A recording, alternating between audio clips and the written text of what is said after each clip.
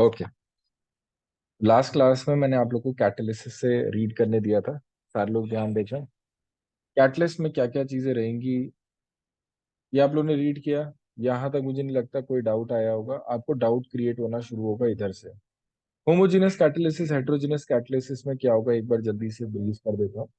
अगर सारा कुछ सेम फेज में है, सब कुछ गैस में है, कैटलिस्ट भी गैस में है, रिएक्टेंट प्रोडक्ट भी गैस में है, तो हम उसको होमोजेनस कैटालिसिस कहते हैं।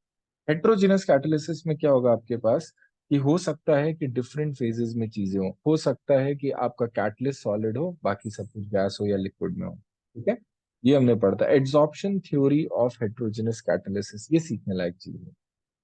आ जाओ जी, सारे लोग देखना है यहाँ पर हम जो बात करने जा रहे हैं।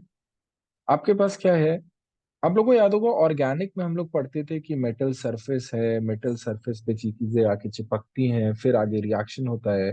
तो उसी तरीके से अगर आप देखोगे तो यहाँ पर क्या है, ये कहते हैं कि अगर आपके पास कोई मेटल का सरफेस है, उस मेटल के सरफेस पे लेट्स से कोई ए रिएक्टेंट है, वो आया, धीमे धीमे आया और चिपका। फिर कोई बी रिएक्टेंट है, वो भी आया धीमे धीमे और चिपका। ये बी और ए यहाँ पर आके एड्सॉर्ब हुए। जब ये ए और बी आके एड्सॉर्ब हुए, अब इनके बीच में क्या हो सकता है कि अब ये इतना क्लोज है कि ये थोड़ा थोड़ा थोड़ा थोड़ा रिएक्शन करना शुरू कर सकते हैं। जब ये रिएक्शन करना शुरू कर सकते हैं तो आपके पास क्या हुआ होगा, कुछ इस तरीके से, ये इससे थोड़ा थोड़ा टूटने लगा, ये भी थोड़ा थोड़ा टूटने लगा और ये आपस में थोड़ा थोड़ा बनने लगा। This is intermediate. अब एक चीज देखना, बहुत इंपॉर्टेंट सी बात कहने जा रहा हूं। अगर ए बी इस मेटल पे बहुत अच्छे से चिपक गया तो फायदा नहीं है। क्यों? क्योंकि आप देखो एक टाइम के बाद ए और बी को टूट के बाहर भी जाना है।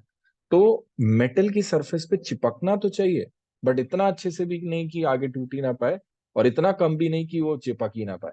ठीक है, तो बहुत ही ऑप्टिमम सी कंडीशन है, इसीलिए हर एक मेटल नहीं कर सकता कैटालिसिस। आपने देखा होगा एक पर्टिकुलर मेटल ही आता है हर एक रिएक्शन में। जैसे ही आप इसको ये देखोगे, फाइनल स्टेप में क्या होता है, ए और बी ऐसे जुड़ के अलग हो गए और आपका फाइनल प्रोडक्ट है। This is known as heterogeneous catalysis. आ जाओ एक एक लाइन करके देखते हैं। आ जाओ यहाँ पे पूरा का पूरा सारे लोग ये वाला पोर्शन पढ़ना, इस पे अच्छे क्वेश्चन आते हैं, मैं आपको दिखाऊंगा भी एक अच्छा question. This theory explains the mechanism of heterogeneous catalysis. The old theory known as adsorption theory was that the reactants or gases in the solution are adsorbed on the surface of the solid catalyst. The increase in concentration of reactant increases the rate of reaction.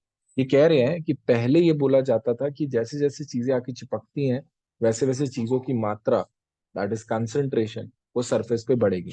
अगर surface पे वो चीज बढ़ेगी तो surface पे reaction बढ़ेगा। Adsorption being an exothermic process, the heat of adsorption is utilized in enhancing the rate of reaction. वो कहते थे जो हीट निकल रही है उसी से आपका रेट ऑफ रिएक्शन बढ़ता है। The catalytic action can be explained in terms of intermediate compound formation, the theory of which you have already studied in section 4 कि हम पहले इंटरमीडिएट बनाते हैं, इंटरमीडिएट से प्रोडक्ट बनता है। The modern absorption theory is the combination of intermediate and the old absorption theory. उसका best part इसका बेस्ट पार्ट दोनों को जोड़ा और फिर नई थ्योरी बनाई। ठीक है, diffusion of reactants to the surface of the catalyst, कि वो आएंगे। Adsorption of reactant molecules on the surface of the catalyst, की वो आके चिपकेंगे। Occurrence of chemical reaction on the catalyst surface through formation of intermediate, कि वो आएंगे, रिएक्शन होगा, इंटरमीडिएट बनेगा। Desorption of reactant molecules from surface and therefore thereby making the surface available again for more reaction to occur. Diffusion of reaction products away from catalyst surface. The surface of the catalyst, unlike the inner part of the bulk, has free valencies. आ जाओ, ये कह रहे हैं कि जो surface है, surface पे खाली जगह है और उन खाली जगह पे चीजें आके चिपकती है। ठीक है, when the gas comes in contact with such a surface, molecules are held up due to loose chemical combination. If different molecules are adsorbed side by side, they may react with each other, resulting in the formation of new molecules. Thus found molecules may evaporate, leaving the surface for the fresh reactant molecules. This theory explains why the catalyst remains unchanged in mass and composition at the end of the reaction. आई बात समझ में? अरे, क्या किसी को doubt है भाई यहाँ तक? No sir. No sir. आ रहा है ना समझ में क्या बात करी है? आप लोगों ने थोड़ा थोड़ा रीड किया होगा, यस। है ना? लाइन बाय लाइन रीड करना था आपने। अगर किसी ने नहीं किया हो तो आज के बाद फिर से उसको मौका मिलेगा, लाइन बाय लाइन रीड करना है वापस से। चलो जी, ये है आपके पास जो आपको ध्यान देना है। ये चीज क्या नहीं एक्सप्लेन करता, ये थ्योरी आपका पॉइजन और प्रमोटर्स के बारे में बात नहीं करता। ये नॉर्मल कैटलिस्ट के बारे में बताता है, पर कैटलिस्ट के साथ क्या होता है, कई बार हम कुछ चीजें और डालते हैं जो और फास्ट कर देता है रिएक्शन को, उसको हम बोलते हैं प्रमोटर। और कई बार हम कैटलिस्ट को रोकना चाहते हैं, तो रोकने के लिए हम उसमें कुछ ऐसा डालते हैं जो कैटलिस्ट की एक्टिविटी को कम करता है, जिसको हम बोलते हैं पॉइजन। आ रहा है समझ में? पॉइजन और प्रमोटर वाली बात सबको समझ में आई क्या? Yes sir. ठीक है। एक्टिविटी और सेलेक्टिविटी, ये दो डिफरेंट बातें, और इसके बाद के जो क्वेश्चन है वो अलग चीज है। यहाँ पर देखना सीखने लायक चीज है। The activity of catalyst depends on the strength of chemisorption to a large extent, कि कोई कितना चिपकेगा उस हिसाब पे डिपेंड करेगा। The reactant must get adsorbed reasonably strong to the catalyst to become active, कि भाई अच्छे से एड्सॉर्ब होना चाहिए तभी शुरू होगा। However, they must not get absorbed so strongly that they are immobilized, मतलब अब वो इतना तेज चिपक गए कि वो चल ही नहीं पा रहे। And other reactants are left with no space at the catalyst surface for adsorption. नम्रता, आ रहा है समझ में? Yes sir. ठीक है। It has been found that the for hydrogenation reaction the catalytic activity increases from group 5 to 11 metals, with maximum activity being shown by group 7 8 9। आपको एक और चीज भी पता होगी 7 8 9 की खास बात। आपको याद है 7 8 9 ग्रुप वाले क्या नहीं बनाते हाइड्रोजन के साथ? क्या नहीं बनाते? हाइड्राइड्स नहीं बनाते। हाइड्रोजन चैप्टर में लिखा हुआ है कि 7 8 9 वाले हाइड्राइड्स नहीं बनाते हैं। क्या ये बात समझ में आ रही है सबको? यस। ठीक है। सेलेक्टिविटी, सेलेक्टिविटी का मतलब क्या है, आप सेम चीज लेके चलो, बट आप क्या कौन सा कैटलिस्ट ले रहे हो उस बात पे डिपेंड कर जाएगा कि आपका फाइनल प्रोडक्ट क्या बन रहा है। देखो ये सेलेक्टिविटी होता है। सेलेक्टिविटी आप ऐसे समझ सकते हो कि लेट्स से कोई एंजाइम है बॉडी में, वो एंजाइम कुछ चीजों को पचाएगा बट कुछ चीजों को नहीं पचाएगा, वो सेलेक्टिव है। आपका बेस्ट फ्रेंड है आपके सामने, आप उससे बात करोगे, बगल में कोई और होगा आप नहीं बात करोगे, आप सेलेक्टिव हो गए। आई बात समझ में? क्या ये वाली बात सबको समझ में आ रही, सेलेक्टिविटी? यस। यस चलो, सर। तो हमारे पास shape selective catalysis by zeolites. आप लोग को हनी कोम स्ट्रक्चर सिखाया होगा, मैं आपको एक और बार दिखा देता हूँ। पी ब्लॉक एस ब्लॉक के नोट्स में मैंने ऐसे हनी कोम स्ट्रक्चर देखा था। एस ब्लॉक में ये देखो जियोलाइट, हनी कोम स्ट्रक्चर दिखा? ये देखो हनी कोम। यस। अब जो भी चीज इस हनी कोम स्ट्रक्चर के थ्रू पास हो जाएगी, जो भी चीज इस हनी कोम स्ट्रक्चर के थ्रू पास हो जाएगी, ये छोटे बच्चे का खिलौना नहीं होता कि आपके पास ट्राइंगल है तो ट्राइंगल डाल दो, स्क्वायर है तो स्क्वायर डाल दो, सर्कल है तो सर्कल डाल दो। उसी तरीके से यहाँ हनी कोम है तो हनी कोम वाली चीजें डाल दो, तो जो भी इसके थ्रू पास कर जाएगा वो कैटलाइज हो जाएगा या वो रिएक्ट कर जाएगा। जो नहीं करेगा पास, वो नहीं कर पाएगा। इसको बोलते हैं शेप सेलेक्टिव कैटालिसिस। इस शेप के अकॉर्डिंग सिलेक्शन हो रहा है। तो किसी को डाउट है इसमें? ठीक है। दे आर माइक्रो, इस पे क्वेश्चन आता है, व्हाट इज जियोलाइट? माइक्रोपोरस एल्यूमिनोसिलिकेट्स। ठीक है, माइक्रोपोरस एल्यूमिनोसिलिकेट्स, ये क्वेश्चन आ जाता है। एक और, zeolite catalyst used in petroleum industry is ZSM5। Alcohols directly with gasoline, ये ना ये ZSM5 को alcohol directly gasoline by dehydrating them to give mixture of hydrocarbon. बहुत इंपॉर्टेंट, ये पूछा जाता है कि तुम्हारा ZSM5 का क्या काम है। एक बार आप यहाँ तक देख लो, ये मुझे समझाना था मैंने लॉक इन की मैकेनिज्म तक। एक बार मैं 5 मिनट आप लोगों को दे रहा हूँ वापस से पूरा यहाँ तक देखने के लिए। किसी को जरा सा भी डाउट हो, जितना भी चैप्टर यहाँ तक हुआ है आप आराम से पूछ सकते हो कोई भी लाइन। ठीक है, 5 या 10 मिनट भी आपको चाहिए हो तो 10 मिनट लो। इनटेक्स क्वेश्चन पूछने हो, पीछे का कुछ क्वेश्चन है, सब कुछ देखो, फिर हम कोलॉइड शुरू करते हैं। और इसमें ये आपको याद ही करना है, मैंने आपको पहले भी बताया था, वैसे ये पी ब्लॉक में आएगा वापस से, बट आपको ये करना चाहिए।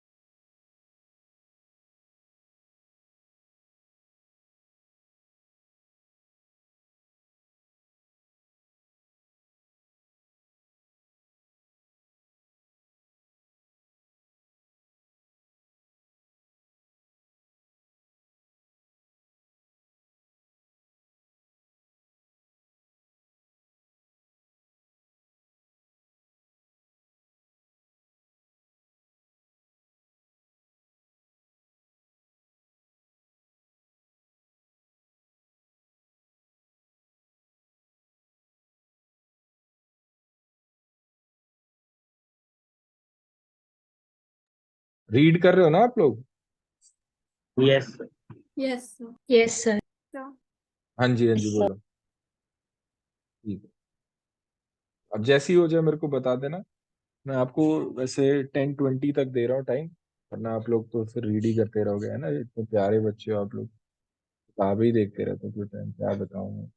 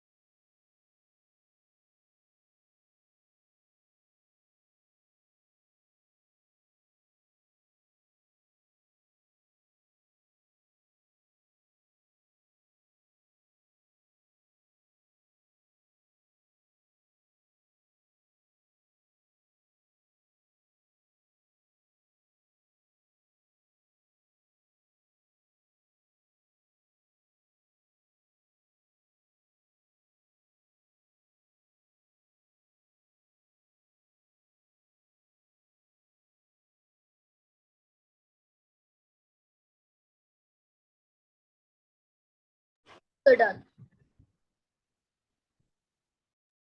Sir done. हाँ भाई, किसी और को कोई भी डाउट है जरा सा भी यहाँ पे तो पूछ सकता है, फिर हम आगे चलते हैं। सर हाँ जी, सर, एक बोलो। बार फिफ्थ वाला पॉइंट और बता दीजिए। कौन सा वाला पेज पे बच्चे? सर 129। 129 एंजाइम का एनालिसिस में? हाँ, absorption theory of heterogeneous catalysis में। अच्छा, ये वाला पॉइंट हाँ। एब्जॉर्प्शन थ्योरी में, ठीक है। अच्छा, फिफ्थ वाला पॉइंट, ओके।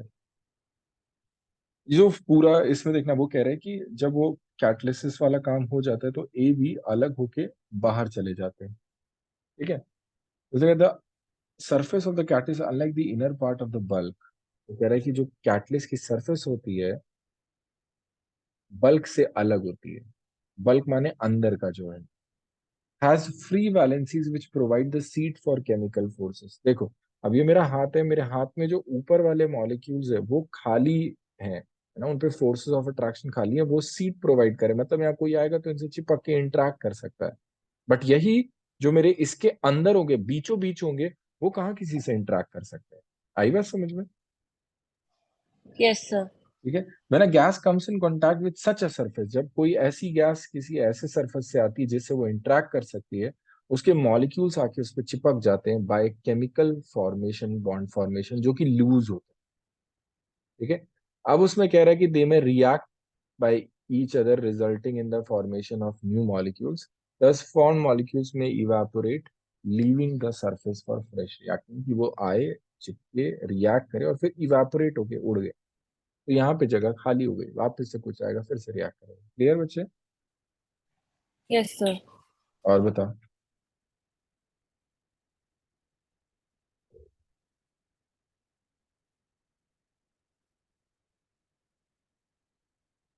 हम्म, चले जी, सर। कोलॉइड शुरू करें।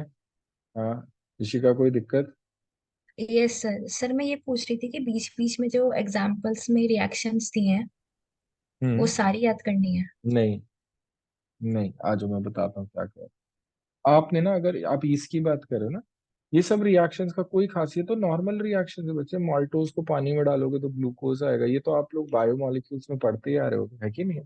कि किसको पानी में यस। डालोगे तो क्या निकलेगा, बस ये चीज। अगर आपको कुछ एक्स्ट्रा याद करना है तो you can learn this table, but ये भी आपको पढ़ाई जाती है कि कौन सा सोर्स है, कौन सा एंजाइम कहाँ से आता है और उसकी एंजाइम किसको किस में ब्रेक डाउन करता है, ये तो शायद आपने बायोमोलिक्यूल्स, डाइजेशन, इन सब में पढ़ा होगा, है ना इशिका? Yes sir. है ना। बस ये अगर आपको याद करना है तो आप ये याद कर सकते हो, बाकी आप सारा स्किप कर सकते हो। आपने देखा भी होगा क्वेश्चंस भी नहीं आते इसमें। आ जाओ, चलो जी नेक्स्ट देखते हैं। हमारे पास कोलॉइडल सॉल्यूशन की बात है। कोलॉइडल सॉल्यूशन पे आ जाते हैं। वो कोलॉइडल सॉल्यूशन में अगर देखा जाए, देखो जी आपके पास जो सॉल्यूशन है, जो भी आपने मिक्सचर्स बनाए हैं उस मिक्सचर्स को, होमोजीनियस मिक्सचर्स को जो हम बात कर रहे हैं, हेट्रोजीनियस मिक्सचर्स, उस सबको हटा के मिक्सचर्स की बात करते हैं। True solution, colloid and suspension, ये सारा कुछ बताएं किस हिसाब से डिसाइडेड है। ये सब कुछ इस बात से डिसाइड होता है कि आपका पार्टिकल साइज कितना है। अगर आपका पार्टिकल साइज नैनोमीटर्स में जा रहा है तो हम उसे बोलते हैं ट्रू सॉल्यूशन। ये देखो सब कुछ पार्टिकल साइज पे है, ठीक है। यहाँ पर नैनोमीटर मीटर में कन्वर्ट करूंगा। अब देखो, ये देखो ट्रू सॉल्यूशन में क्या होगा तुम्हारा, ये उल्टा बनाया हुआ है शायद से ना, ये ऐसे होना चाहिए। ट्रू सॉल्यूशन में आपके पास क्या रहेगा, तो पार्टिकल साइज है वो 1 नैनोमीटर या उससे छोटा रहेगा। अगर 10⁻⁶ से लेके 10⁻⁹ के बीच में है, ठीक है, तो हम उसे कोलॉइडल रेंज बोलते हैं। और 10⁻⁴ से अगर बड़ा है तो उसे हम सस्पेंशन बोलते हैं। ठीक है, पार्टिकल साइज पे है कि पार्टिकल छोटे छोटे बहुत, दिख भी नहीं रहे, समझ ही नहीं आ रहा, ट्रू सॉल्यूशन। पार्टिकल थोड़ा बड़ा हुआ कोलॉइड, पार्टिकल बहुत बड़ा हुआ सस्पेंशन। अब जैसे तुम्हारे पास किसी भी सॉल्यूशन में दो पार्ट होता है, एक होता है सोल्यूट और दूसरा होता है सॉल्वेंट। यहाँ पर जो हम कोलॉइड में पढ़ने जा रहे हैं इसमें भी दो चीजें होती हैं। एक तो किसमें डाला है और किसको डाला है। जिसको डाला है उसको सोल्यूट बोल रहे हैं, और जिसमें डाला है उसको सॉल्वेंट बोलते हैं। यहाँ पर क्या बोलते हैं कि डिस्पर्जन मीडियम, मीडियम इसकी किसमें डाला है, सॉल्वेंट का जो भाई है वो है डिस्पर्जन मीडियम। और डिस्पर्जन फेज, आ रहा है समझ में, जो तुम्हारे पास फेज है कि तुमने क्या डाला हुआ है, सोल्यूट का भाई जो है वो डिस्पर्जन फेज है। ठीक Yes. है, it is component present in small portion just like solute in a true solution. ठीक है, dispersion medium it is normally the component present in excess just like solvent in true solution. क्या ये वाली बात समझ में आई। इसको स्मॉल में डीपी और इसको डीएम बोलते हैं। मीडियम, किस मीडियम में डिसॉल्व किया हुआ है, मीडियम हमेशा ज्यादा होगा अमाउंट में। क्या ये बात समझ में आई। मीडियम वाली चीज सॉल्वेंट से रिलेटेड है। Yes. ठीक है, आ जाओ। क्लासिफिकेशन ऑफ कोलॉइड्स की, कोलॉइड्स किन किन बातों पे डिपेंड करते हैं। पहली चीज कि आपका ये डिस्पर्स्ड फेज और डिस्पर्जन मीडियम कैसा है। जैसे कि लेट्स से दोनों गैस है, ठीक है, या एक सॉलिड है एक गैस है, ठीक है, तो आपके पास ये सारे कुछ क्वेश्चंस निकल के आते हैं। आपके पास लिक्विड है सॉलिड है, सॉलिड है लिक्विड है, किसको किस में मिलाया है वो चीज की बात करें। Nature of interaction between dispersed phase and dispersion medium, इस बात को समझना जरूरी क्योंकि चैप्टर इसके बाद आगे इसी से। मान लो आपने क्या किया है, आपने चिया सीड्स देखे सबने, क्या सबने चिया सीड्स देखे। Yes sir. ठीक है, तो चिया सीड्स में क्या होता है कि चिया सीड्स में अगर आप देखो तो पानी चिपक जाता है सीड्स के ऊपर, आपको दिखेगा कि अच्छा खासा पानी आके उसके ऊपर चढ़ जाता है। अगर हम उसको समझे तो हम उसे हाइड्रेशन से कोरिलेट कर सकते हैं। मैंने आपको बताया था हाइड्रेशन होता है जब आयन के ऊपर पानी आके चिपकना शुरू कर देता है। जब आयन के ऊपर पानी आके चिपकना शुरू कर देता है तब हम उसको क्या बोलते हैं, हाइड्रेशन। क्या ये बात समझ में आई। Yes, sir. अब देखो तुम्हारे पास क्या हाइड्रेशन में, अगर आप और चीज देखो तो उसी तरीके से जब तुम्हारे पास ये जो डिस्पर्स्ड फेज है, ये जो पार्टिकल है, इस पार्टिकल के ऊपर आके आपका जो डिस्पर्जन मीडियम है वो चिपकने लगे। ये चिपकने लगेगा, इसका मतलब ये नहीं कह सकता हूं मैं कि इनके बीच में अट्रैक्शन या फिर इनके बीच में जो फोर्सेस ऑफ इंट्रैक्शन है वो अच्छे हैं, तभी तो कोई चीज आके चिपक रही है, वरना वो दूर भागती है कि नहीं है। तो अगर फोर्स ऑफ अट्रैक्शन बहुत अच्छे हैं तो बिल्कुल अलग टाइप का कोलॉइड बनता है। अगर फोर्स ऑफ अट्रैक्शन बहुत खराब है, जो कि बहुत सारे केसेस में होता है कि आपका जो डिस्पर्जन मीडियम है ना, और डिस्पर्जन फेज है वो एक दूसरे के पास ही नहीं जाना चाहते। आप कुछ एग्जैक्टली ये नहीं होगा बट एक समझने के लिए आप ऐसे समझ सकते हो, ऑयल इन वाटर टाइप का है कि नहीं। पानी में ऑयल बिल्कुल मिल नहीं रहा होता है किसी भी तरीके से, वहीं पे हम सॉलिड मान के चलेंगे, पानी में ऐसा कोई सॉलिड जो पानी से थोड़ा अट्रैक्ट नहीं हो रहा। जैसे, हाँ, जैसे आपके पास वो वाला हाइड्रोफोबिक एंड हाइड्रोफिलिक वाली बात, क्या ये बात समझ में आ रही कि नहीं आ रही है। कि इंटरेक्शन Yes, कैसा sir. है, डिस्पर्जन फेज, डिस्पर्जन मीडियम आपस में कैसी फोर्सेस रखते हैं, उसकी बात है। Type of particles of the dispersed phase, type of particles की कैसे कैसे पार्टिकल्स हो सकते हैं। टाइप ऑफ पार्टिकल्स का मतलब सर समझ नहीं आया। आप ऐसे समझो, लेट्स से आपने क्या किया, आपने 7 8 ऐसे छोटी छोटी बॉल्स ऐसे गिरा दी, वो पानी में जैसे जाती है वो चिपक के एक हो जाती है, ये एक डिफरेंट टाइप हो सकता है। अरे बस में क्या करो, 7 बॉल्स को गिराया, वो जाके पानी में चिपक के एक बॉल बना रहा है, दिस इज वन टाइप। आप एक और ऐसा टाइप समझ सकते हो कि लेट्स से कि आपने 7 बॉल्स को पानी में गिराया और वो पानी की बॉल फूल जाती है। जैसे आपने कुछ डेकोरेशन वाले में देखा होगा, उसको पानी में रख दो तो वो बॉल्स फूल जाती है, आपने नोटिस किया यस सर। Yes, sir. है ना?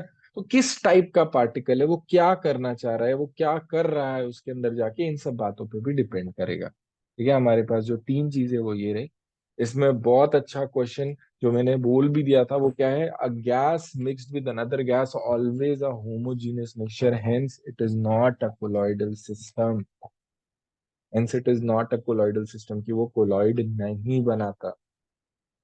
आ रही बात समझ में? आज का अच्छा, ये जितने लोग भी हैं वो अपनी एनसीईआरटी चेक कर ले और अपनी एनसीईआरटी में जरूर से देख ले कि यहाँ पर उनके में बटर नहीं लिखा होना चाहिए। नई वाली एनसीईआरटी में सही कर दिया, पुराने वाले में नहीं है। बटर यहाँ पे लिखा है तो उसको कट करके कृपया लिक्विड लिक्विड में लिख ले।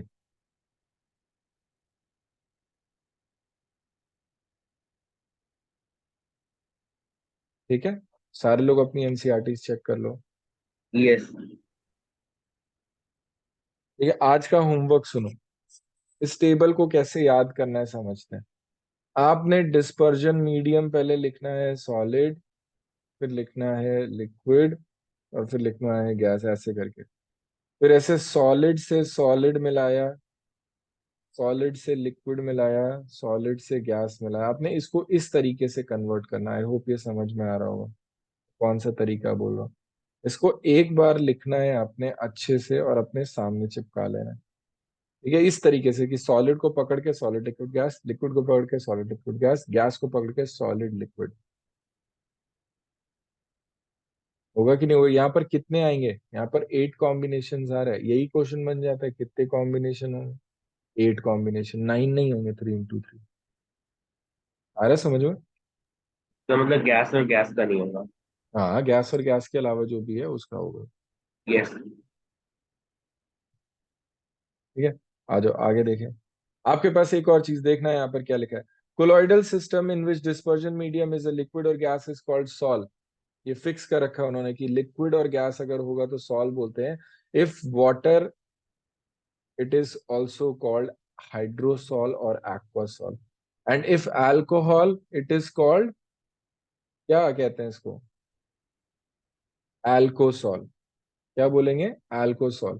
यही लिखा हुआ है यहीं पे। देखो जी, अगर आप इधर तक आओगे तो आपको दिखेगा। ठीक है, कि आपके पास पानी अगर होगा नॉर्मल, कि लिक्विड और गैस है तो सॉल्व, लिक्विड और गैस है तो सॉल्व, पानी है तो हाइड्रोसॉल या एक्वासॉल, अल्कोहल है तो अल्कोसॉल। ठीक है, यहाँ तक आप रीड करके देखो पूरा पेज।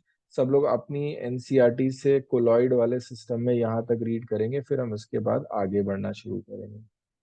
बहुत ही आसान सी चीजें हैं ये, आप आराम से पढ़ो, बट आसान होने का मतलब ये नहीं कि आपको डाउट नहीं हो सकते।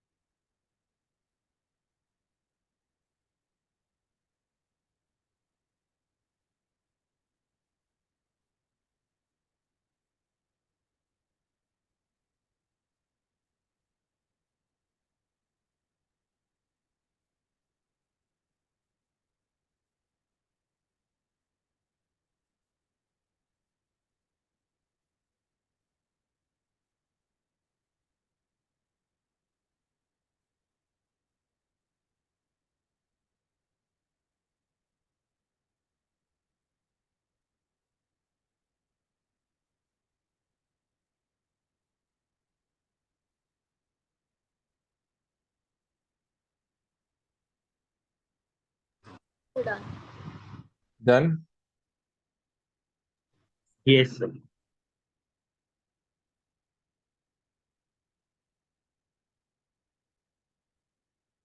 किसी को डाउट है इसमें?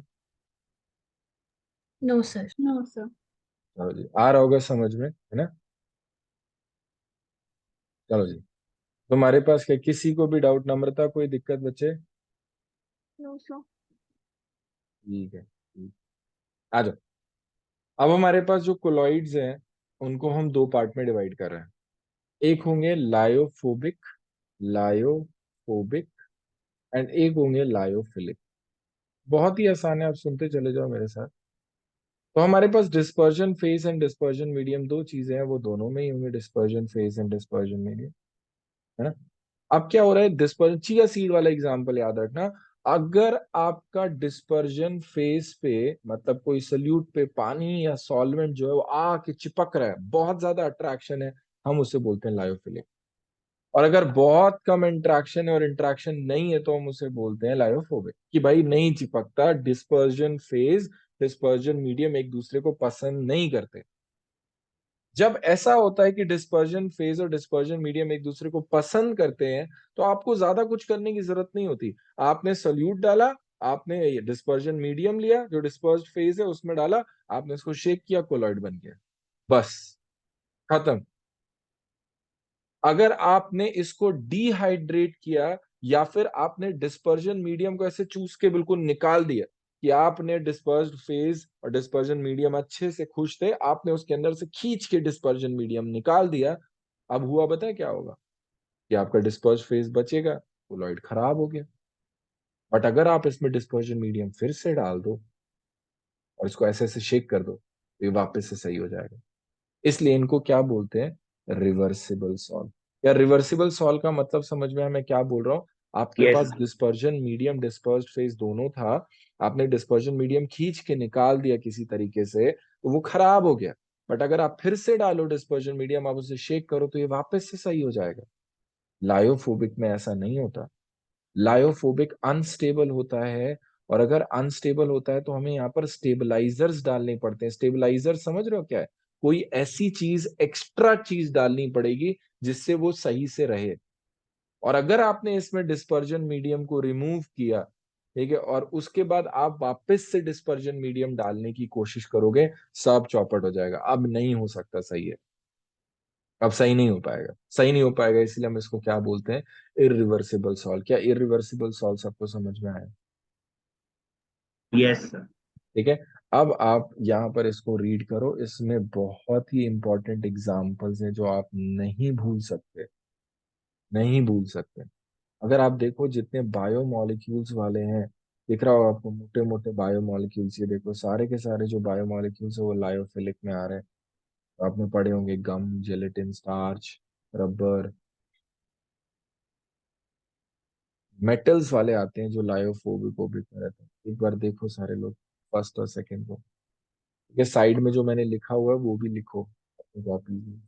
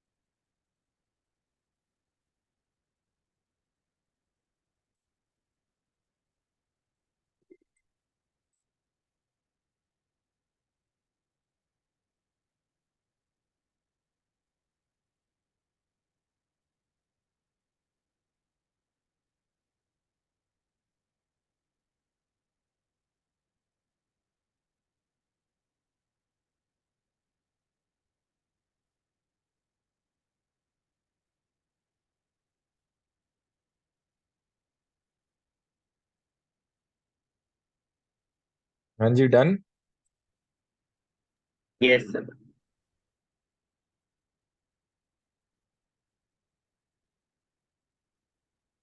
हाँ भाई, समझ में आ रहा है कि नहीं आ रहा है? कोई ऐसा Yes, sir. जिसको डाउट हो? No.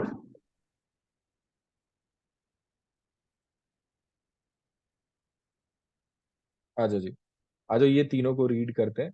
मैं आपको ये समझाता हूँ पूरा पेज, फिर मैं आपको रीड करने दूंगा। आ जाओ देखो, यहाँ पर हम क्या बात करना चाहते हैं। हम ना तीन टाइप के पार्टिकल्स की बात कर रहे हैं, और तीनों पार्टिकल्स में ना कुछ कुछ डिफरेंसेस हैं। फर्स्ट और थर्ड में तो बहुत ही स्लाइड सा डिफरेंस है। अगर वो आपको बताया ना जाए तो एक बार में समझ भी नहीं आता उसमें क्या डिफरेंस। ठीक है, तो पहले जो टाइप के पार्टिकल्स हैं उनमें हम बोलते हैं, जिसको ये देखो यहाँ पर लिखा है एसोसिएटेड लिखा होगा, या मल्टी मॉलिकुलर। देखो यहाँ पे मल्टी मॉलिकुलर कोलाइड है, फिर आपका मैक्रो मॉलिकुलर और एसोसिएटेड, तीन है। ठीक है, आ जाओ देखो। तो मल्टी मॉलिकुलर में क्या होता है कि आप पार्टिकल्स छोटे छोटे होते हैं, और जब आप उनको डालते हो तो पार्टिकल्स चिपकते हैं और वो साइज बड़ा होने लगता है। आया समझ में क्या बोल रहा हूँ? पार्टिकल छोटे छोटे थे, पर आप उसको जब डिस्पर्जन मीडियम में डालोगे तो वो चिपक के बड़े बड़े साइज के हो जाते हैं। कितने बड़े साइज के हो जाते हैं? Colloidal range. कोलॉइडल रेंज कौन सा होगा? 10⁻⁻⁴ टू 10⁻⁻⁷ सेंटीमीटर, या 10⁻⁻⁶ से 10⁻⁹ मीटर। या कोलॉइडल वाली बात समझ में, मल्टी मॉलिकुलर समझ में, छोटे छोटे पार्टिकल चिपके बड़े साइज के हो गए। बड़े साइज के माने कोलॉइडल रेंज के हो गए। क्या कोई डाउट है इसमें? No sir. ठीक है। मैक्रो मॉलिकुलर वाले कौन से? मैक्रो नाम से ही समझ में आ रहा है बड़े। मैक्रो मॉलिकुलर वो वाले थे जो ऑलरेडी बड़े थे, ऑलरेडी बड़े साइज के थे, जैसे स्टार्च हो गया, जेलेटिन हो गया, सेलुलोज हो गया। ये सब ऑलरेडी बहुत बड़े बड़े मॉलिक्यूल है, इनका साइज ऑलरेडी कोलॉइडल रेंज में है। ये वाला हो गया मैक्रो वाला। ठीक है, पहला क्या था? छोटे छोटे थे, जुड़ के बड़े हुए। दूसरे वाले में ऑलरेडी बड़े थे। अब तीसरे वाले की बात करते हैं, और उसका नाम तो सर एसोसिएटेड ही है, मतलब यहां पर भी जुड़ ही रहा होगा। बिल्कुल सही बात है बच्चे, ठीक है, यहां पर भी जुड़ ही रहा होगा। बट ये स्पेसिफिकली किसके लिए होता है? इलेक्ट्रोलाइट के लिए होता है। किसके लिए? इलेक्ट्रोलाइट के लिए। आपके पास मल्टी वाले केस में इलेक्ट्रोलाइट मेंशन नहीं है, वो किसी भी चीज के लिए हो सकता है। बट एसोसिएटेड वाले केस में आपका जरूर से इलेक्ट्रोलाइट होगा। और जब इलेक्ट्रोलाइट मिल के बड़ा साइज बनाएगा, तो इलेक्ट्रोलाइट का कंसंट्रेशन की बात करें तो वो ज्यादा होना चाहिए, तभी ऐसा होगा। जब तक कंसंट्रेशन बहुत कम है तो ऐसा नहीं हो पाएगा। जब कंसंट्रेशन बहुत ज्यादा होगा, एक नाम होता है उसको बोलते हैं CMC, क्रिटिकल मिसिल कंसंट्रेशन। अगर इससे ज्यादा कंसंट्रेशन हुआ इलेक्ट्रोलाइट का, तो ये कोलॉइड बनाता है। और इसमें एक और तुम्हारे पास वो वाली चीज है, उसको क्या बोलते हैं? Terms and condition. कि जो टेम्परेचर होना चाहिए वो क्रिटिकल या क्राफ्ट टेम्परेचर बोलते हैं, क्राफ्ट टेम्परेचर से ज्यादा होना चाहिए। तो सुनो, एसोसिएटेड में क्या है? इलेक्ट्रोलाइट होना चाहिए, उस इलेक्ट्रोलाइट का कंसंट्रेशन एक लिमिट से ज्यादा होना चाहिए, और उसका जो टेम्परेचर है वो टेम्परेचर भी एक लिमिट से ज्यादा होना चाहिए। क्या किसी को डाउट है? No sir. ठीक है, ये भी तुम्हारे पास मिलके क्या बनाएंगे? ये आपके पास मिलके सारा का सारा कोलॉइड बनाएंगे। आ जाओ जी, आपने यहाँ तक एसोसिएटेड में आपने क्रिटिकल मिसिल कंसंट्रेशन तक आपने रीड करना है। फिर हम आगे चलते हैं।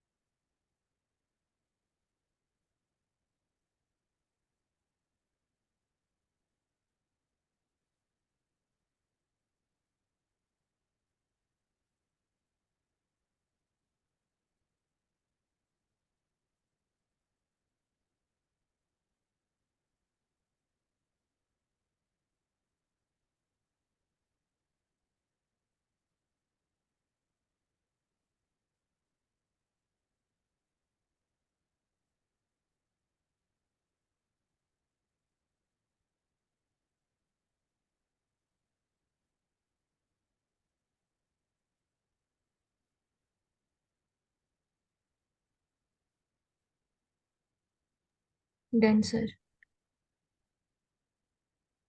डन। Yes sir.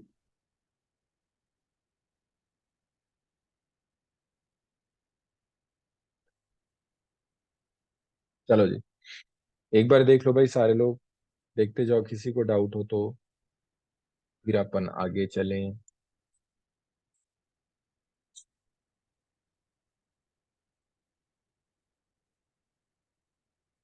हाँ भाई, क्या चल रहा है ये तो बताओ। आजकल तुम्हें बात ही नहीं करते यार। मुझे ऐसा लगता है जैसे मैं ही गॉसिप क्वीन हूँ।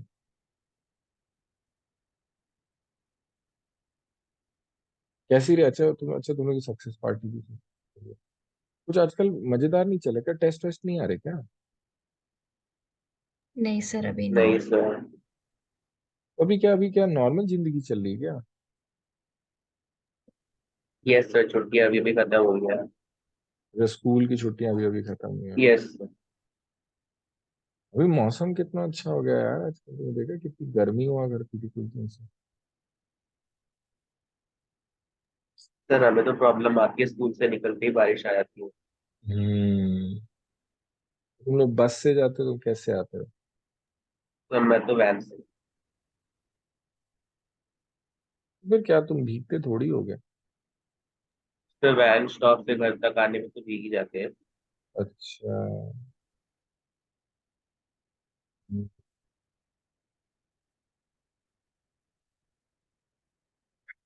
चलो जी, चले यहाँ तक, आगे चले। सोप यस की यस। बात सर। करना शुरू करें। ओके, आ जाओ। सोप को देखते हैं। अब बस सोप सोप को देखो ना। सोप आपका क्या होता है? लॉन्ग चेन फैटी एसिड्स होता है। लॉन्ग चेन फैटी एसिड का मतलब आपके पास ऐसे ऐसे ऐसे कार्बन चेन होगा। तो जिगजैग जिगजैग आपने ऑर्गेनिक में सीख रखा है। और इस तरफ CO- भाई देखो, चार्ज अगर दिखेगा तो ये तो हाइड्रोफिलिक हो जाएगा, सीधी सी बात है। चार्ज अगर दिखा तो हाइड्रोफिलिक है। तो हम इसको ऐसे करके बना देते हैं। पीछे का जो टेल पार्ट है, दिस इज हाइड्रोफोबिक, और ये वाला पार्ट है हाइड्रोफिलिक। इस पूरे के पूरे को हमने ऐसे ये बताया, इसको वैसे मिसल बोलते हैं, हाइड्रोफोबिक हाइड्रोफिलिक। अब यहाँ पर देखना होगा क्या, बहुत सारे मिसल जुड़ने वाले कैसे।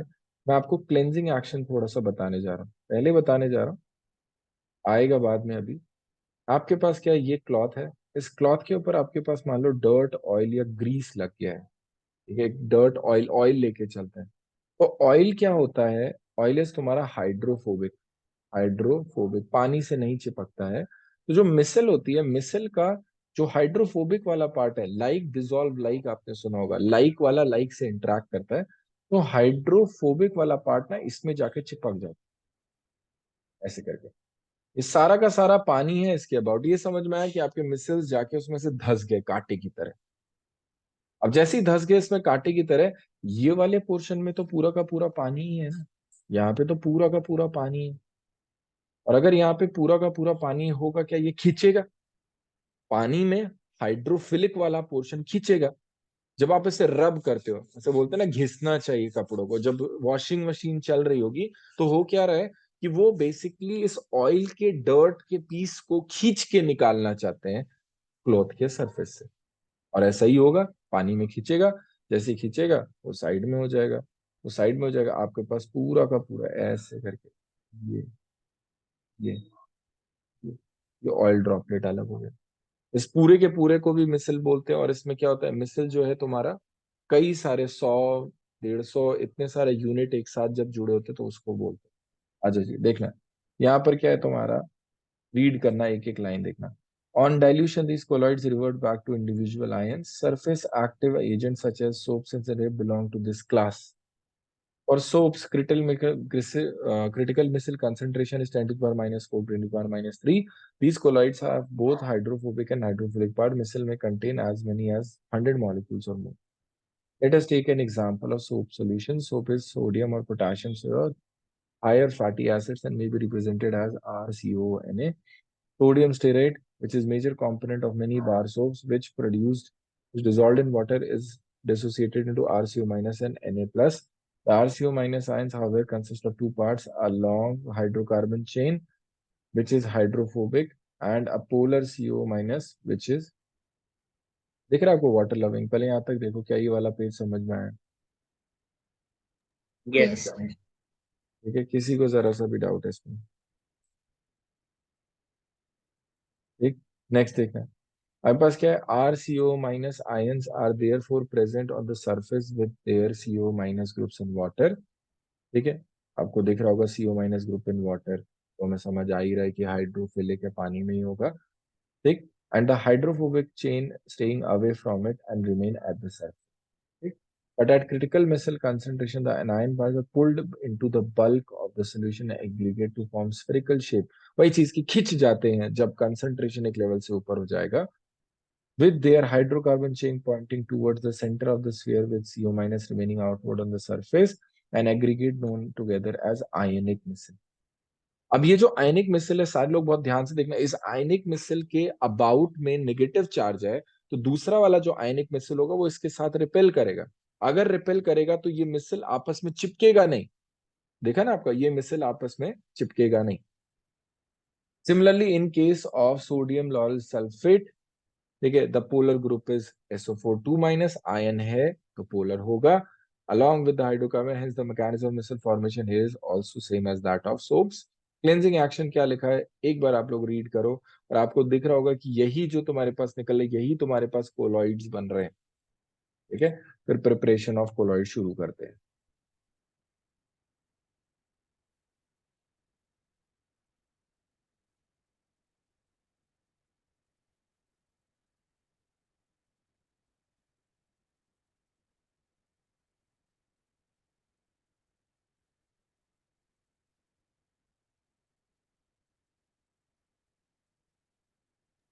सर हाँ जी. सर जब डिटर्जेंट को या सोप को वाटर में डिसॉल्व करते हैं तो फॉर्म बनते हैं, वो फैटी एसिड होते हैं. नहीं, आप झाग की बात करो, फ्रॉथ की बात करो ना. Yes sir. हाँ, वो झाग वाला पोर्शन इन दोनों को मिला के बनता है. अब जो ऐसा है ना, एयर में आप ऐसे समझो, एयर का मॉलिक्यूल होगा, उसमें हाइड्रोफोबिक वाला पार्ट जाने की कोशिश करेगा, वो दूर रहने की कोशिश करेगा कुछ इस तरीके से. आपके पास ये जो एयर मॉलिक्यूल है, इसमें हाइड्रोफोबिक वाला पार्ट ये और हाइड्रोफिलिक वाला पार्ट ऐसे ऐसे होता है. हमने देखा ना सोप में ये रहता है. ये एयर वाला मॉलिक्यूल है, यस. ये वाला साइड एयर का है.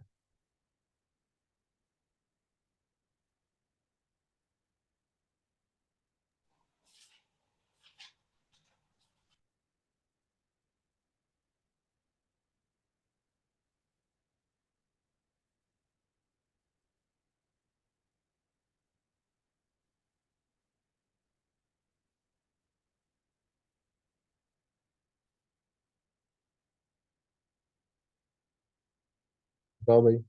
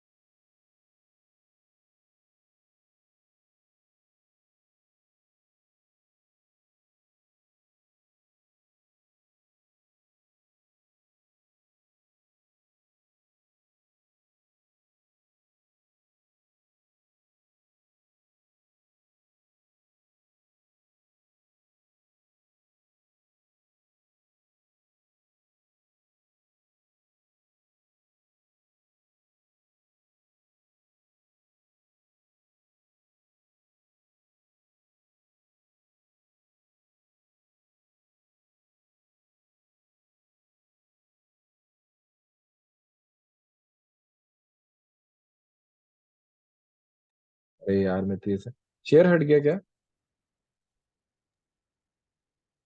यस अभी सर, हटा जस्ट सर. अभी.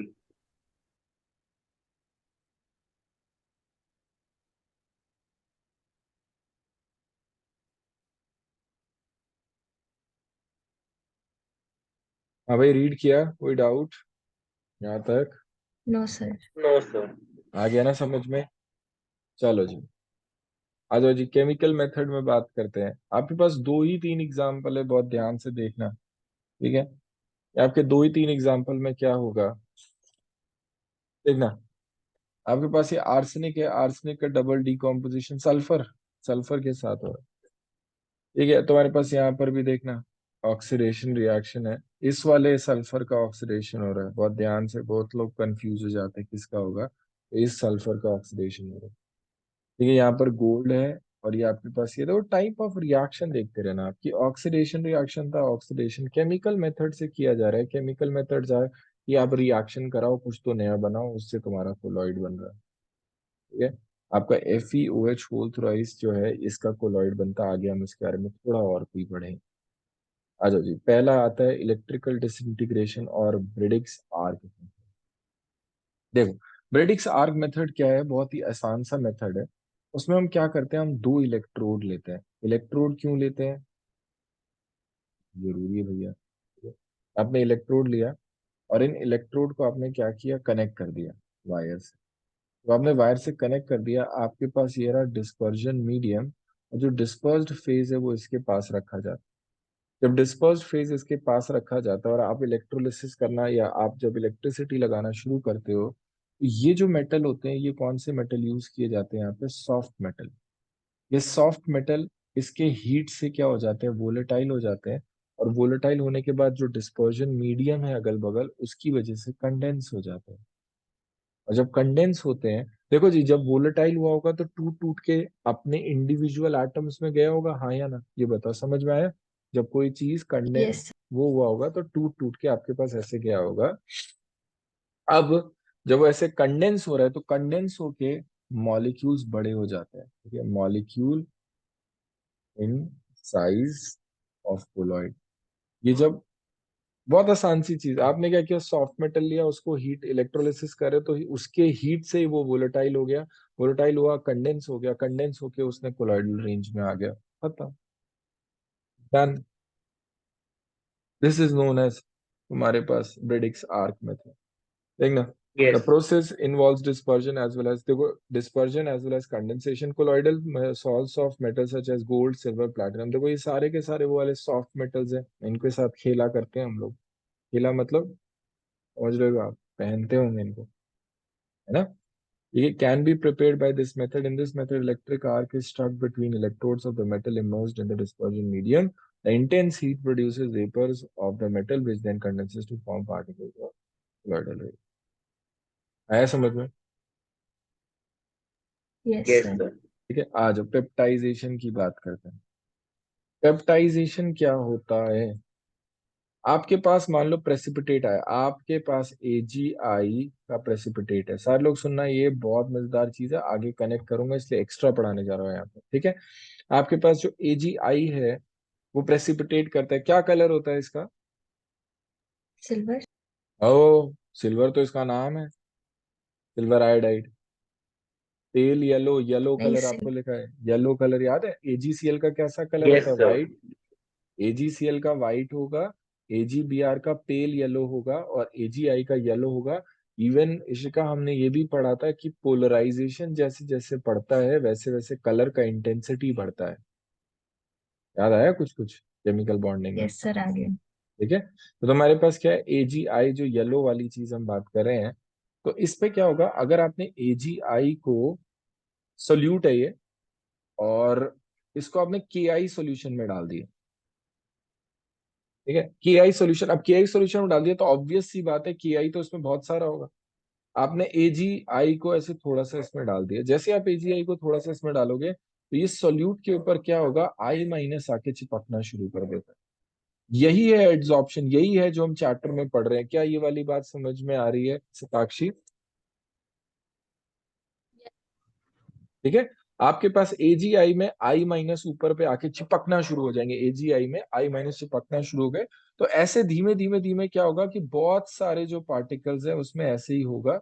और अब ना, ये जो आपका, ये जो प्रेसिपिटेट है, ये प्रेसिपिटेट आपका कोलॉइड में बदलना शुरू होगा। क्यों, क्योंकि पार्टिकल सारे सेपरेट आउट हो गए, पार्टिकल्स के ऊपर I- आके बैठ गया, और अब ये पार्टिकल्स चिपक नहीं सकते। क्यों, जैसे ही पास आएंगे रिपल्शन होगा, जैसे ही पास आएंगे रिपल्शन होगा, ये बनना शुरू हो गया कोलॉइड। आया, देखो यहाँ पर क्या लिखा है, Peptidization may be defined as the process of converting a precipitate into colloidal solution by shaking it with a dispersion medium in the presence of small amount of electrolyte. ये small amount of electrolyte क्या करता है, इसके ऊपर जाके चिपकता है. The electrolyte used for this purpose is called peptizing agent. This method is applied generally to convert a freshly prepared precipitate into colloidal salt. During peptidization, the absorbs one of the ions of electrolyte on its surface. This causes the development of positive or negative charge on the precipitate, which ultimately breaks up into smaller molecules of the size of it. क्या peptidization समझ में आया? Yes Yes, sir. ठीक है, चलो जी. Colloidal, अब तो बस प्योरिफिकेशन ऑफ कोलॉइडल सॉल्यूशन की बात करने जा रहे हैं. प्योरिफिकेशन, देखो जी, अभी आपने देखा कि आप थोड़ा सा कोलॉइड में कुछ चीजें डालोगे तो वो स्टेबलाइज हो जाता है. इलेक्ट्रोलाइट थोड़ा डालोगे, बहुत बढ़िया है कि नहीं, चीजें आके चिपकेंगी, मस्त सा कोलॉइड बनेगा. बट मान लो ऐसा हुआ कि आपका माने कि आप थोड़े ग्रीडी हो गए. वो वाली कहानी होती है ना कि सोने देने वाली, आपने वो कहानी सुनी है? मेरे को बहुत बढ़िया कहानी लगती है. उसमें बोलता है ना कि एक यस एक सर. बंदा होता है, वो बार बार, एक उसकी मुर्गी होती है, वो सोने के अंडे देती है. तो वो हर दिन आके ना सोने के अंडा एक देती है, वो उठा के ले जाता है. एक दिन उसके दिमाग ज्यादा चलता है, उसको लगता है कि अगर इसको मैं काट के अंदर देखूं तो सोना ही सोना निकलेगा. और जैसे ही वो उसको काटता है, कुछ नहीं होता है. ठीक है, पता नहीं है मैंने क्यों बोला, बट मुझे मन किया तो मैंने बता दिया. ठीक है, चलो जी हम आगे चलते हैं. तो आपके पास क्या है, उसी तरीके से अगर यहाँ पर भी आपने थोड़ा इलेक्ट्रोलाइट डाला तो वो स्टेबलाइज करता है, बट अगर ज्यादा इलेक्ट्रोलाइट डाला तो वो उसे ना बर्बाद कर देता है. ज्यादा इलेक्ट्रोलाइट डालने से क्या होगा, आप समझ सकते हो, सॉर्ट ऑफ न्यूट्रलाइजेशन जैसा हो जाएगा कि K+I- में जो आर है आपका, वो भी ज्यादा होगा, दोनों चीज ज्यादा होगा, तो इतना एड्सॉर्प्शन नहीं होता. एड्सॉर्प्शन नहीं होता, वो अनस्टेबल हो जाता है, कोलॉइड खत्म हो जाता है. ठीक, तो अब तुम्हारे पास अगर आपको बनाना है, देखो, the colloidal solutions when prepared generally contain excessive amount of electrolyte, some other soluble impurities. While the presence of traces of electrolyte is essential for the stability of the colloidal solution, larger quantities coagulate it. Coagulate का मतलब precipitate करना होता है. It is therefore necessary to reduce the concentration of these soluble impurities to a requisite amount. Requisite minimum मतलब जो required minimum है उस तक. The process of reducing the amount of impurities to requisite minimum is known as purification of colloidal solution by normal CR. पहला चीज, dialysis. Dialysis के लिए क्या होगा, आपके पास एनिमल मेम्ब्रेन या फिर कोई भी एसपीएम, आई होप सारे लोग एसपीएम जानते हैं क्या होता है, सेमी परमिएबल मेम्ब्रेन. यस इसके थ्रू कुछ चीजें पास करती हैं और कुछ चीजें पास नहीं करती हैं. अगर कुछ चीजें पास करती हैं, कुछ चीजें नहीं पास करती, तो उनको देखोगे आप तो क्या होगा, यहाँ पर आपका धीमे धीमे धीमे जो कोलॉइडल पार्टिकल्स हैं भाई, वो बाहर नहीं जा पाते, उनका साइज बड़ा होता है. तो कोलॉइडल पार्टिकल्स होंगे वो अंदर रह जाएंगे. जो ट्रू सोल्यूशन वाले पार्टिकल्स होंगे, जो बहुत ही छोटे, Na+, Mg2+, K+, वो सब ना यहाँ से बाहर चले जाते हैं. अगर वो सब यहाँ से बाहर चले जाएंगे तो ये तो डिफ्यूज आउट करके, और बाकी सब वहीं पे रह गया. तो जो एक्स्ट्रा इलेक्ट्रोलाइट के आयंस होते हैं वो बाहर मूव कर जाते हैं, उसको हम बोल रहे हैं तुम्हारे पास ये डायलिसिस वाला move. कई बात समझ में आई? ठीक है, it is the process of removing dissolve substance of collided by means of diffusion through a suitable membrane. Since particles in a true solution can pass through animal membrane or parchment paper or cellophane sheet, but not for the colloidal particles, the membrane can be used for dialysis. The apparatus uses dialyzer. ठीक है, a bag of membrane containing the liquid is suspended in the solution with fresh water is continuously flowing. The molecules and ions diffuse through the membrane into the outer water and pure colloidal solution is left behind. किसी को doubt है? किसी को doubt? Sir वो आपने जो access electrolyte वाला बताया था एक बार फिर से बता दीजिए. ठीक है, एक्सेस इलेक्ट्रोलाइट वाली बात कर लेते हैं. देखो बच्चे, जो आपके पास थोड़ा बहुत, जब थोड़ा बहुत आप डालते हो तो वो थोड़ा बहुत ऊपर आके एब्जॉर्ब हो जाता है. ठीक है, जो आप पूरा ही भर देते हो तो इन्वायरमेंट बदल जाता है हर जगह, फिर I-, K+, ऐसे हो जाएगा. वो इसके साथ ना ऐसे दबा लेता है, पैसे से तो बाहर जाता हो जाता है, इसको दबा के लिए चला जाता है पूरा का पूरा. फिर K+I- भी नहीं रहेगा, वो भी चिपकने लगे. I- फिर ऊपर चिपकता नहीं. ठीक है, आप ऐसा समझ सकते हो अभी के लिए. अरे मैं पर ये उससे कहना इम्प्योरिटी कैसे कम होती है? नहीं, उससे इम्प्योरिटी आप अलग चीज पूछ रहे हो शायद। आप ये पूछ रहे हो कि ज्यादा डालने से कैसे कम होगा, या इम्प्योरिटी के बारे में बात कर रहे हो? सर ज्यादा डालने से वो प्योरिफिकेशन कैसे होगा? नहीं, प्योरिफिकेशन नहीं होगा। वो कह रहा है कि ज्यादा डालोगे तो खराब हो जाएगा, कोलॉइड कोलॉइड ना प्रेसिपिटेट में बदल जाएगा, कोलॉइड नहीं बचेगा। तो वो कह रहा है कि आपने जो ज्यादा डाला आपको वो हटाना पड़ेगा। तो ज्यादा डाले जो डाल दिया उसको हटाने को प्योरिफिकेशन बोल रहे हैं। क्लियर? वो ये नहीं बोल रहे ज्यादा डालोगे तो यस सर। प्योरिफिकेशन हो जाएगा। चलो जी, आ जाओ जी, इलेक्ट्रोडायलिसिस की बात करते हैं। आप लोग रीड करना है यहीं पे इलेक्ट्रोडायलिसिस, और फिर मैं आपका ये वाला करता हूँ। यहाँ पर हम आज मैं आपको प्रॉपर्टीज वाला पोर्शन, बस ये वाला पेज रीड करने दे रहा हूँ यहाँ तक। ये मैं नेक्स्ट क्लास में हमारा चैप्टर डाला। ठीक है, next class is going to be on Sunday. Sunday किसी को डाउट, कोई प्रॉब्लम, शाम को रखूंगा, चलेगा? Same time. Yes sir. Yes sir, yes. Next week से अपन मेटलर्जी शुरू करते हैं। आ जाओ जी। इलेक्ट्रोडायलिसिस में अगर हम बात करें, भाई आप ये बताओ, जो डायलिसिस वाला चीज है, dialysis is a very slow process. Dialysis is a very very very slow process. अगर स्लो प्रोसेस है तो हम, वो नॉर्मल डिफ्यूजन प्रोसेस चल रहा है, तो हम यहाँ पर क्या करते हैं, प्लेट लगा देते हैं। प्लेट लगा देते हैं या इलेक्ट्रोड लगा देते हैं। अब इलेक्ट्रोड पे पॉजिटिव और नेगेटिव चार्ज है, तो आयंस तुम्हारे मूव करना शुरू कर जाएंगे, अपने आप जल्दी जल्दी हो जाएगा ये प्रोसेस। ठीक है, सिंपल। डायलिसिस स्लो था, प्लेट्स लगा दिए ताकि चीजें जल्दी जल्दी जल्दी मूव करना शुरू कर जाए। अगर मूव करना शुरू कर जाएंगी तो क्या होगा, प्रोसेस फास्ट हो जाएगा। किसी को डाउट है इलेक्ट्रोडायलिसिस में? है ना? अभी रीड करना। लास्ट चीज मैं आपको बता देता हूँ, ये तो बहुत ही मजेदार है, और जो इसके लिए ट्रेल ऑफ थॉट सुन। देखो, हम प्योरिफिकेशन करना चाहते हैं, पर होगा क्या, हमारे पास फिल्टर पेपर नहीं है। तो हमने क्या किया, हमने नॉर्मल फिल्टर पेपर उठा लिया। बट नॉर्मल फिल्टर पेपर का जो पोर साइज होता है वो बहुत बड़ा होता है। तो हमने ये सोचा कि नॉर्मल फिल्टर पेपर के जो पोर साइज है उसको कम कर लेते हैं। आ रही बात समझ में मैं क्या कह रहा हूँ? अगर आपको कोलॉइड को छानना है छन्नी की तरह, तो आपके पास ऐसा फिल्टर पेपर होना चाहिए जिससे कोलॉइड पास ना करे। नॉर्मल फिल्टर पेपर से कोलॉइड पास कर जाता है। तो हम इसको कोलॉइड को लेते हैं, नॉर्मल फिल्टर पेपर को, और हम इसको डिप करते हैं 4% नाइट्रोसेलुलोज सोल्यूशन में। 4% नाइट्रोसेलुलोज सोल्यूशन में। क्या बोला मैंने? 4% नाइट्रोसेलुलोज सोल्यूशन में। क्या बोला मैंने, एक बार रिपीट करना। 4% नाइट्रोसेलुलोज नाइट्रोसेल्युलोज सॉल्यूशन। सोल्यूशन में। जैसे ही डाला 4% नाइट्रोसेलुलोज सोल्यूशन में, वो क्या करेगा, धीमे धीमे ना उसमें जाके उसके पोर्स के बीच में जाके जमने लगेगा। अब जब पोर्स के बीच में जाके चीजें जमने लगेंगी, आप उसको ड्राई कर दोगे फॉर्मल्डिहाइड के साथ। ठीक है, फॉर्मल्डिहाइड के साथ उसको ड्राई करते हैं। जैसे ड्राई किया, ड्राई करने के बाद हुआ क्या होगा, जो पोर साइज है वो बहुत ही थिन हो गया होगा।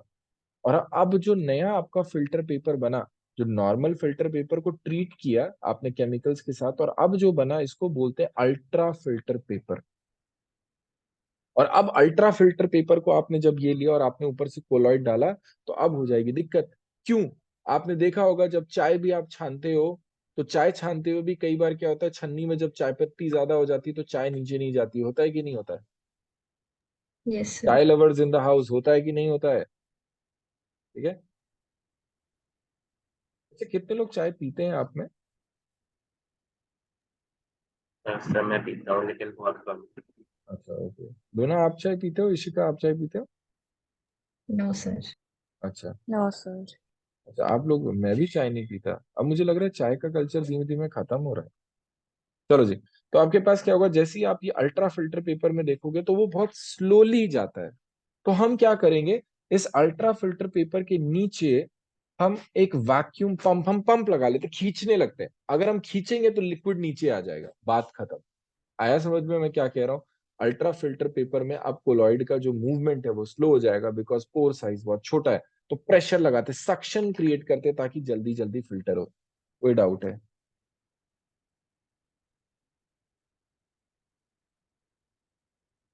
ठीक है। No, yes, sir. किसी को भी डाउट है? चलो जी, this is it for today.